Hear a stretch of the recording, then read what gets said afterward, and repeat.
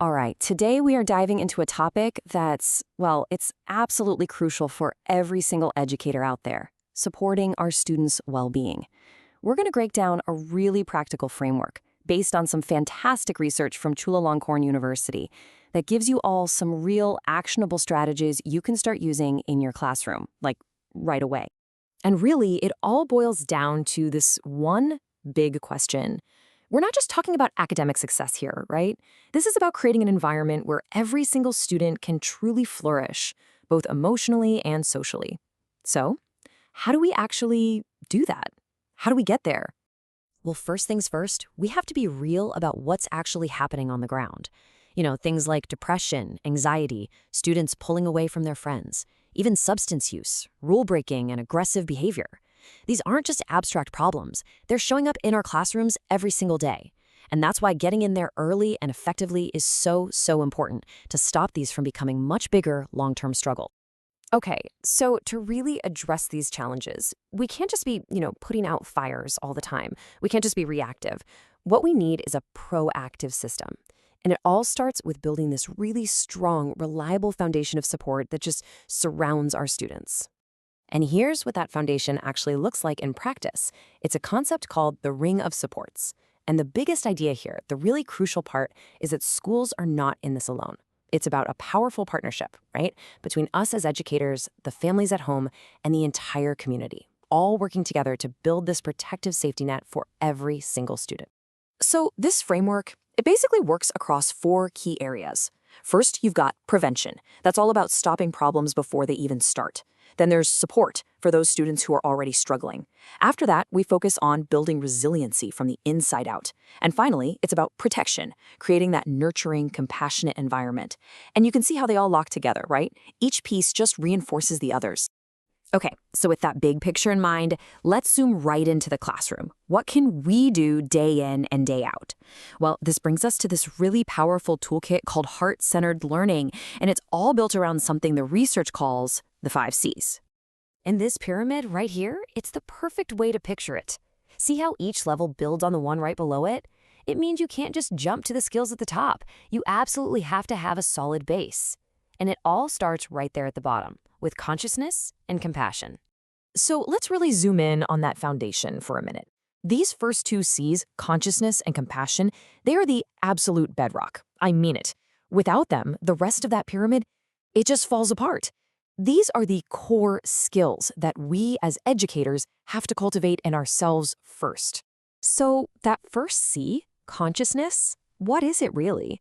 Well, you can think of it as mindfulness. It's our ability as the adults in the room to just be present and stay calm, to be non-reactive in the moment. And that calm awareness, that's our superpower. It's what allows us to de-escalate a tense situation and use this amazing tool called emotion coaching to help guide students through those really big feelings. Okay, so here's how emotion coaching actually works in just 4 steps. First, you connect physically. Get down on their level, make eye contact, maybe a gentle touch. You're showing them you're a safe person. Second, you validate the feeling. And this is key. You validate the feeling, not necessarily the action. Just saying, I get why you're so angry.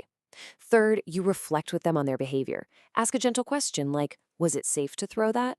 And finally, you brainstorm a better way forward, together. It's a simple process, but wow, it can turn a total meltdown into a really powerful learning moment. All right, that's consciousness. The second C is compassion. And you can think of this as empathy in action. It's not about feeling sorry for a student, not at all. It's about seeing their behavior for what it is, a signal.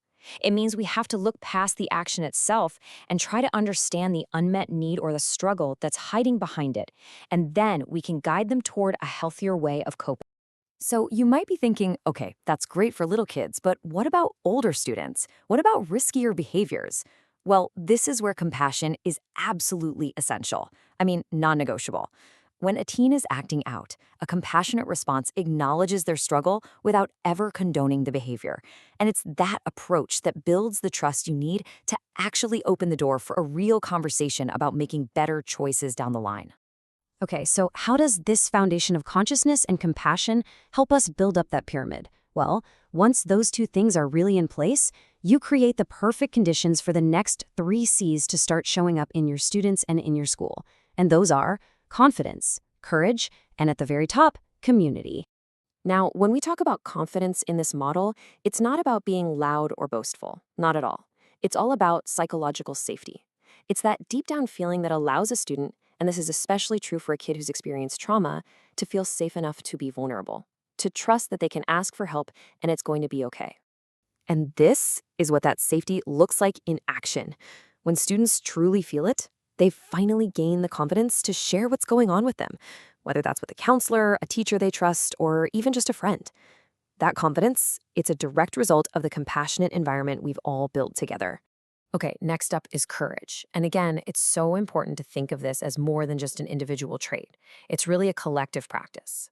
It's about creating a culture where we can have what are called courageous conversations. A space where everyone feels they can talk through a tough peer conflict or a challenging topic and actually listen to each other, even when it gets uncomfortable, without being afraid they're going to be judged. And all of this, the consciousness, the compassion, the confidence, the courage, it all leads to that final C, the very peak of the pyramid, creating a true heart-centered community. And this quote just says it all, doesn't it? A team working toward a common goal truly meets the needs of all stakeholders. When we're all grounded in these principles, working together, that's when you create a system that truly supports everyone, students, staff, and families, the whole shebang. Okay, so what is the ultimate goal here? What are we actually trying to achieve with the ring of supports and the 5 Cs? I mean, it's about more than just making school feel a little nicer, right? It's about equipping our students with a very specific set of skills that they're going to carry with them for the rest of their lives. And all of those skills, they fall under this big umbrella called social and emotional learning, or SEL. You've probably heard that term. Really, it's just the process of helping kids develop the core abilities they need to navigate their emotions, their relationships, and their decisions, not just to get through school, but to succeed in work and in life. Now, the go-to model for this, the one that's most widely recognized, comes from an organization called CASEL. And this framework, which you can see in this wheel diagram here, it gives us a really clear map. Right there in the middle, you've got the 5 core skill areas we want to help our students develop. And on the outside, that's all the supportive environments we create in our classrooms and schools that make it all possible. And here's how those 5 core skills all fit together. Think of it like a journey. It has to start with self-awareness, just understanding your own emotions and thoughts. Once you have that, you can work on self-management, right? Actually managing those emotions and your behavior. That foundation then lets you develop social awareness to understand and empathize with other people. From there, you can build strong relationship skills. And all of that together empowers you to make responsible decisions. See how it's a step-by-step process? That development, that is the ultimate goal of a truly heart-centered education.